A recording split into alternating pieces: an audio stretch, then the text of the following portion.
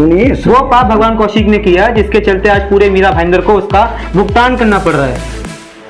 मैं अगर गलत नहीं हूँ तो कभी आप भी उन भ्रष्टाचारियों के साथ बैठ के एक थाली में खाना खाया करते थे, कभी उन भ्रष्टाचारियों के लिए आप आवाज उठाया करते थे, कभी उन भ्रष्टाचारियों के लिए घर घर जाके आप वोट मांगा करते थे। आज उन्हीं भ्रष्टाचारियों के खिलाफ इतना बड़े बड़े बयानबाजी कर रहे हैं। मीरा भाईंदर महानगर पालिका, जिसको मैं महाघोटाला पालिका बोलता हूँ, ये महाघोटाला पालिका इस देश की सबसे भ्रष्ट महानगर पालिका होने का अवार्ड पाएगी। मीरा भाईंदर में तो आपकी संस्था शून्य है। भगवान कौशिक जो इतने बड़े देशभक्त हैं, जिनकी बातों से ऐसा लगता है, जो इतने बड़े जो है जनता के हित के लिए काम करते हैं, लेकिन उनकी संस्था शून्य है। तो कहीं ना कहीं ये कह सकते हैं कि लोगों का विश्वास भगवान कौशिक में और उनकी संस्था में नहीं है। Bhajpa Bharatiya Janata party private limited Mira Bhayandar मैंने नाम दिया है यहाँ, उस प्राइवेट लिमिटेड का कर्मचारी मैं नहीं हूँ। वो भाजपा मीरा भाईंदर के जनता के हितों पर, मीरा भाईंदर के जनता के कामों पर, मीरा भाईंदर की जनता की विश्वास पर खरी नहीं उतरी। क्या आप मानते हैं ये बात? नमस्कार दोस्तों, मैं हूँ राम और आज हम एक ऐसे व्यक्ति से बात करने वाले हैं जो किसी परिचय के मोहताज नहीं है। मीरा भाईंदर शहर में आपने इनकी आवाज़ तो बड़े जोरों थोड़ से सुनी होगी, लेकिन आज हम इनसे बहुत ही इनके पर्सनली बात करेंगे। क्या ये आगे चल के मीरा भाईंदर शहर में करने वाले हैं उस पर बात करेंगे, क्योंकि ये आए दिन डेवलपमेंट पे, मीरा भाईंदर के विकास पर हमेशा बात करते रहते हैं। तो हाँ, हमारे साथ हैं भगवान कौशिक जी। तो सबसे पहले भगवान कौशिक जी, आज आपने हमें अपना इतना कीमती समय दिया, उसके लिए आपका धन्यवाद। और सवालों का सिलसिला शुरू हो उससे पहले मैं ये चाहता हूँ कि आप जो हमारे दर्शक हैं, मीरा भाईंदर की जो जनता है, जिनके लिए आप इतनी आवाज़ उठाते हो, चिल्लाते हो, एकदम अलग ही रूप आपका दिखता है, उनको अपना परिचय दीजिए। क्या हैं आप, कौन हैं आप और यहाँ क्या कर रहे हैं आप? जय हिंद दोस्तों। अभी राम जी ने कहा कि मैं किसी परिचय का मोहताज नहीं हूं और अब ये कह रहे हैं कि परिचय दो। मैं मीरा भाईंदर शहर का एक अदना सा लेकिन जागरूक नागरिक हूं। मेरा नाम भगवान कौशिक है। दोस्तों, मैं आप ही की तरह का एक नागरिक हूं, लेकिन फ़र्क आप और मुझ में ये है कि मैं जाग चुका हूं और आपको जगाने के काम में लगा हूं। जो लोग इस शहर में जागे हैं वो जानते हैं कि उनको अब क्या करना है, और जो सोए हैं उनको ये जागे हुए लोग जगाएंगे और आने वाले समय में क्या करना है, इसके लिए मैं प्रयासरत हूं। इससे ज़्यादा परिचय मुझे कोई देने की ज़रूरत नहीं। मिशन इम्पॉसिबल आपकी संस्था है। ये संस्था क्या है, क्या करती है, जरा बताएंगे? हाँ, मिशन इम्पॉसिबल फाउंडेशन एक ऐसी संस्था रही है। 2014 में हमने थोड़ा शुरुआत करी थी, 2015 में काम किए, 16 में किए और आज भी थोड़ा बहुत करते ही रहते हैं हम हमेशा।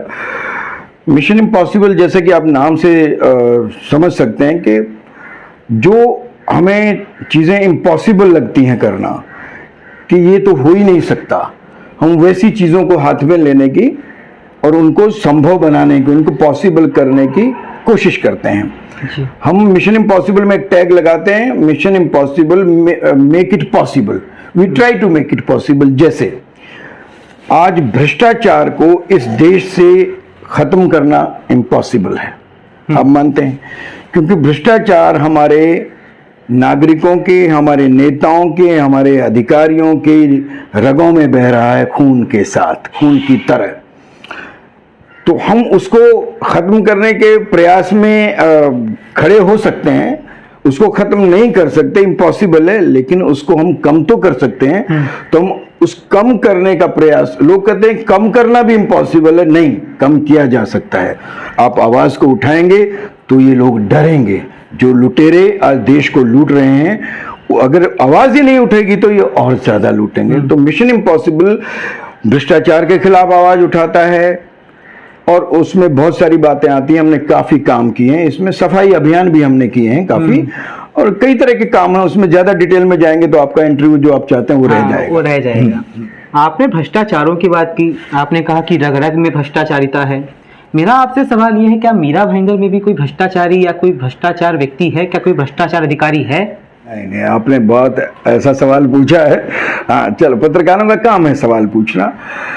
मीरा भाईंदर, क्योंकि आप मीरा भाईंदर में 25 साल से रहते हो, आपका ये फाउंडेशन 7 साल हो गया आज मीरा भाईंदर में। हाँ, मीरा भाईंदर में भ्रष्टाचार है तो ही मुझे आप एक्टिव देख रहे हैं।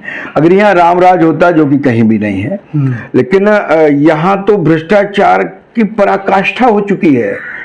भ्रष्टाचार है। अगर यहाँ की महानगर पालिका की जांच हो जाए, थर्ड पार्टी ऑडिट हो जाए, तो मीरा भाईंदर महानगर पालिका, जिसको मैं महाघोटाला पालिका बोलता हूं, ये महाघोटाला पालिका इस देश की सबसे भ्रष्ट महानगर पालिका होने का अवार्ड पाएगी।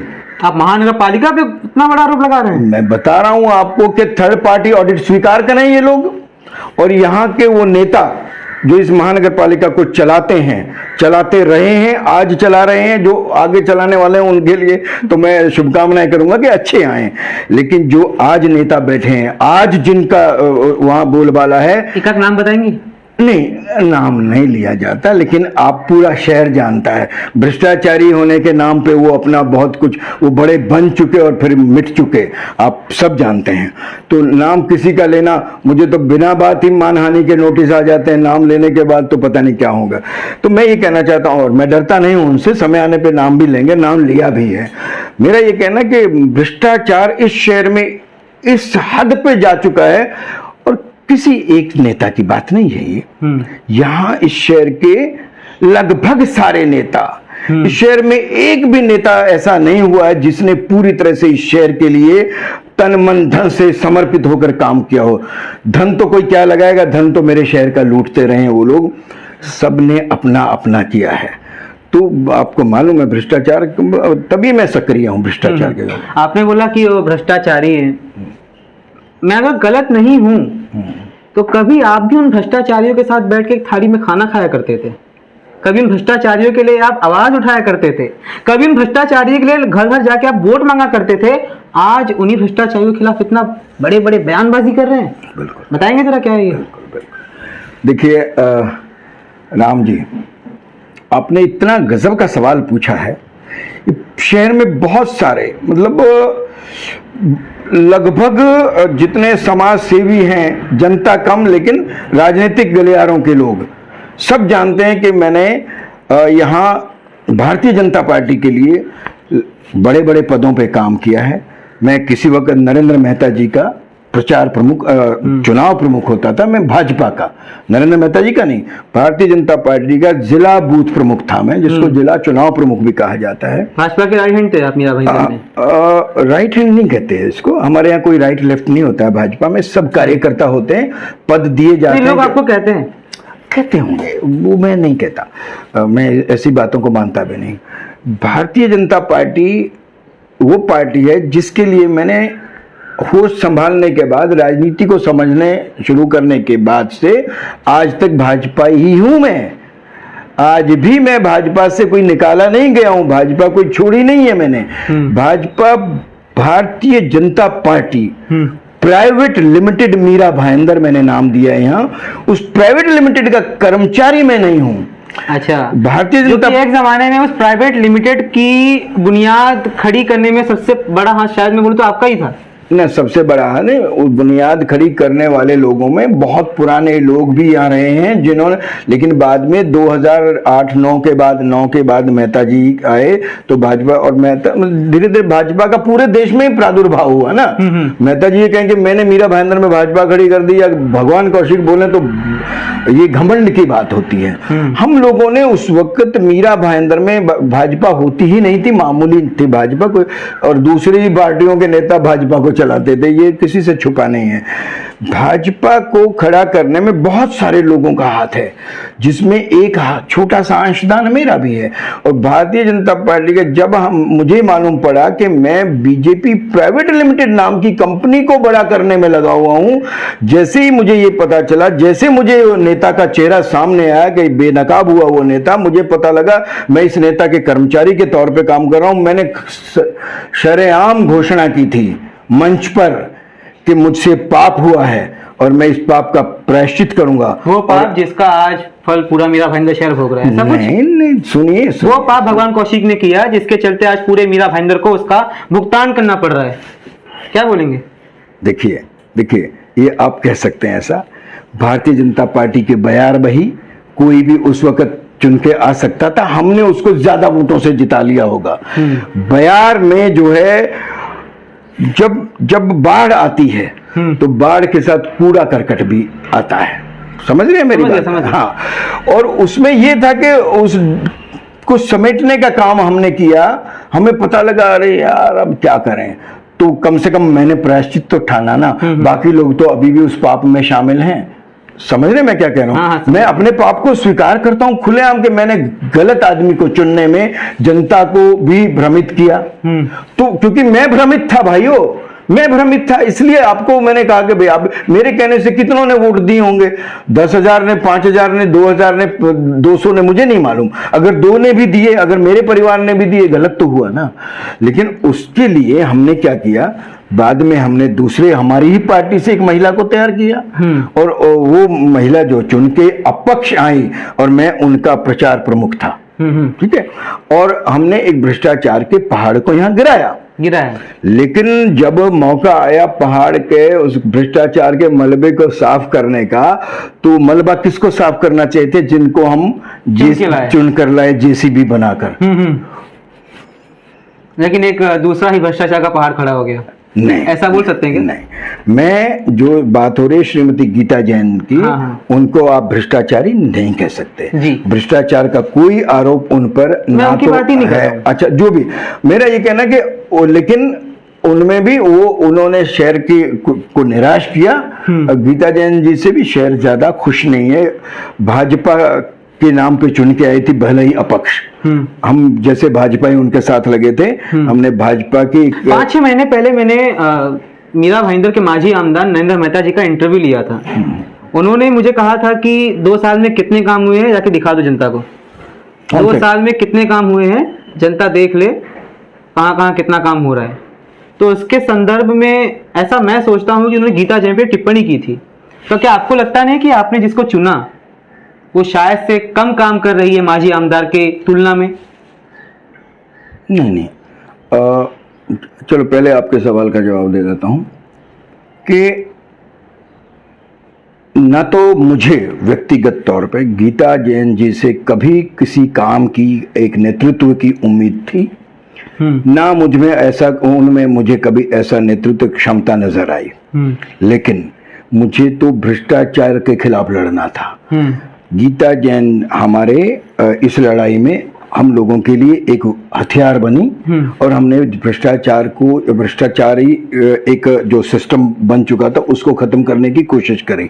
मैंने बताया ना कि गीता जैन जी वो नहीं कर पाई जिस उम्मीद से हम उनको लाए थे। क्योंकि उनको बहुत हड़बड़ी हो गई। उनको पेशेंस रखना चाहिए था राजनीति में। वो कहते हैं इंग्लिश में एक फ्रेज है, politics is a game of patience. आपको पेशेंस रखना चाहिए था। आप भाजपा में ही बड़ी बनती। आज जो भाजपा में एक परिवर्तन यहाँ हुआ, उस परिवर्तन की आप अगुवा हो सकती थी, है ना? लेकिन आप अगुवा होने की बजाय आपने जो है कुछ और चुना, जिससे आपके साथी सब आपसे निराश हुए, नाराज हुए। आज गीता जैन जी कहाँ नजर आती हैं? वो अकेली खड़ी हैं। उनको लगता होगा उनके साथ बहुत लोग हैं, उनके साथ कोई नहीं है। आज इसका प्रत्यक्ष प्रमाण ये है कि मीरा भाईंदर में जब कोई सीसी रोड का उद्घाटन का कार्यक्रम होता है, कोई प्रतिमा के उद्घाटन का कार्यक्रम होता है, तो गीता जैन मैडम का बहुत कम ही दिखना वहां पर होता है। नहीं, यूं कहें तो 100 में से 20% मैडम वहां दिखती हैं बस। नहीं, इसका प्रत्यक्ष प्रमाण बहुत से फोटोज में आपको दे भी सकता हूं। नहीं, उसमें प्रमाण की आवश्यकता नहीं है। देखिए, जो महानगर पालिका के काम है, महानगर में जो काम है वो महानगर पालिका करती है। जो अगर गीता जैन जी की निधि से, जो विधायक निधि से होंगे तो वो उनके नारियल वो फोड़ेंगी। जो महानगर पालिका के काम होंगे उनके नारियल महानगर पालिका का होंगे वो फोड़ेंगे। महानगर पालिका के आपने बोला कि जो उनके कार्यक्रम होंगे तो वहां पे जो आका होंगे वो खोलेंगे। अब माजी आमदार थोड़ी ना कोई आका होते, लेकिन माजी आमदार नरेंद्र मेहता को बहुत से कार्यक्रमों में नारियल फोड़ते पाया गया है, नारियल फोड़ते देखा गया है। उस पर आप क्या बोलेंगे? नहीं, क्या बोलेंगे इसके? ना देखिए, मतलब आपका सवाल कुछ अलग ढंग से फ्रेम होता तो अच्छा रहता, लेकिन सवाल तो आप ही करेंगे, पत्रकार हैं, आपके सवाल मैं थोड़ी कर सकता हूं। विधायक जी जो माजी विधायक जो उद्घाटन करते हैं या जिस तरह से भी सक्रिय हैं, हाँ, तो वो उनको भाजपा ने शायद प्रदेश सचिव का पद दिया था जो उन्होंने अस्वीकार किया। आज यहाँ भाजपा की महापौर है, भाजपा के यहाँ सत्ता है महानगर पालिका में, वो अपने उनका आस्था किस में है? क्योंकि यहाँ स्वामी भक्ति हो रही है। यहाँ स्वामी भक्त जो लोग हैं भाजपा के, जो तथाकथित भाजपा के नगर सेवक, जिनको मैं नगर भक्षक भी बोलता हूँ। हाँ, बहुत सारे नगर सेठ भी बन चुके हैं। नगर सेठ, वो नगर भक्षक मैंने कहा आपने, और नगर सेठ जो अच्छा, अच्छे पत्रकार हैं आप। नगर सेठ, उन नगर सेठों को डिसीजन लेना होता है, वो अपना किसको स्वामी मानते हैं। तो नगर सेठों के एक राजा भी हो सकते हैं। हाँ। तो राजा जो है, मतलब आप ये कह रहे हैं कि जो नगर सेठ है यहाँ पे, उनके ऊपर भी एक सेठ है, ऐसा कुछ? जाहिर है। अच्छा चलिए, एक बात आप मुझे बताइए कि आप भाजपा के एक वक्त में आप भाजपा के बड़े समर्थक थे। आपने उनकी जो है स्ट्रैटेजीज जो उनको दी थी, रणनीति उनके लिए तैयार की थी। तो आपको लगता नहीं कि जिस भाजपा को भगवान कौशिक ने ऊपर लाया, जिस भाजपा को इतना समर्थन किया, जिस भाजपा को बुनियाद दी, बेस दिया, जिसके लिए संघर्ष किया, वो भाजपा मीरा भाईंदर के जनता के हितों पर, मीरा भाईंदर के जनता के कामों पर, मीरा भाईंदर की जनता की विश्वास पर खरी नहीं उतरी? क्या आप मानते हैं बात? मानता ही नहीं हूं। इसका जवाब मुझे थोड़ा सा, जैसे जितना लंबा सवाल किया उससे आधा जवाब ले लो। आपने कहा कभी मैं समर्थक था। हाँ, आप तो अब नहीं। भाजपा का तो मैं आज भी, भाजपा के विचारों का मैं आज भी समर्थक हूं। भाजपा पार्टी का एक सिद्धांत है, एक मोटो है, प्रथम राष्ट्र, द्वितीय पक्ष, अंतिम स्वयं, अंतिम व्यक्ति। यहां जो भाजपा के नाम पे जिन लोगों ने राज किया, जिन्होंने भाजपा के नाम पे लोगों की आंखें बंद की, लोगों को बेवकूफ बनाया, वो लोग भाजपा के सिद्धांत को ही उलट के रख दिया उन्होंने। प्रथम स्वयं, यहां भाजपा के नाम पे सत्ता आई, भाजपा के नाम पे नेता बने, लेकिन लूट मचा दी शहर में, व्यक्तियों का विकास हुआ, शहर का विकास नहीं हुआ। यहां कार्यकर्ताओं की अनदेखी हुई, जो सच्चे और अच्छे कार्यकर्ता थे, और बड़े वरिष्ठों का यहां अपमान हुआ है। भाजपा के पतन का कारण ही, चाहे मीरा भाईंदर में विधायक गिरे हों, चाहे कभी केंद्र में कोई, अगर ईश्वर ना करे ऐसा हो, अगर कोई गिरावट आती है, उसका कारण यही रहेगा कि आप सच्चे और अच्छे कार्यकर्ताओं की अनदेखी जब करेंगे। भाजपा का चाल और चरित्र धीरे धीरे बदल रहा है। भाजपा का कांग्रेसीकरण हो रहा है। भाजपा में मीरा भाईंदर, जिनको हराकर हमने भाजपा को बड़ा किया, उन्हीं को तुम उसमें शामिल कर रहे हो अपने कार्यकर्ताओं को पीछे करके, तो अब तुम भाजपा कहां रह जाएगी? जिन लुटेरों को हमने नकारा, वो आज उन्हीं में से बन के हमारे कोई अध्यक्ष हो जाते हैं, कोई सभापति हो जाते हैं, कोई कुछ हो जाते हैं। हम उनको भाजपा मानते ही नहीं है। आज मुझे क्या फोन नहीं आते हैं कि कौशिक जी, अब तो आपको तो मेहता जी से नाराजगी थी। अरे मेहता जी से मुझे क्या नाराजगी होती है? मेहता जी मेरे भाई नहीं, मेहता जी मेरे रिश्तेदार नहीं, मेहता जी मेरे मित्र हुआ करते। मेहता जी का हमारा पार्टी की वजह से हम साथ में काम किया। मेहता जी के जब हमारे सिद्धांतों का टकराव हुआ, हम अलग हो गए, तो हमें मेहता जी को नहीं छोड़ा था। हमने व्यक्ति के गलत कामों की वजह से उनको छोड़ा। हमें लगा ये पार्टी के सिद्धांतों को धोखा दे रहे हैं। अब आपने वैसे ही लोगों को फिर बना दिया, तो हम उनके भी समर्थन में नहीं जाएंगे। हम, वो भाजपा है नहीं है। यहाँ भाजपा ठेके पे चलती है। मैं पहले भी कह चुका हूं, भारतीय जनता पार्टी मीरा भाईंदर का पहले कोई और ठेकेदार था, अभी ठेकेदार बदल गया है। अभी मैंने रिसेंटली कहा है, आपको फिर कह रहा हूं मैं। तो हम ऐसी ठेके वाली पार्टी के साथ, यहां मीरा भाईंदर प्राइवेट लिमिटेड के कर्मचारी बनना स्वीकार नहीं करते। हमारे लिए राष्ट्र प्रथम है, हम अपने राष्ट्र के लिए काम करना जानते हैं, वो करेंगे राम जी, और उसमें आप जैसे लोगों की मदद लेंगे हम साथ में। मीरा भाईंदर की बेताल सत्ता में जो विक्रमादित्य इस वक्त बैठे हुए हैं, क्या वो खोखले हैं? ये मैं आपसे सवाल कर रहा हूं। नहीं, कौन? मीरा जो सत्ता में बैठे हैं वही नहीं, जो विपक्ष में बैठे हैं वो भी। आप इस शहर के 20 साल का इतिहास की बात करते हैं हम।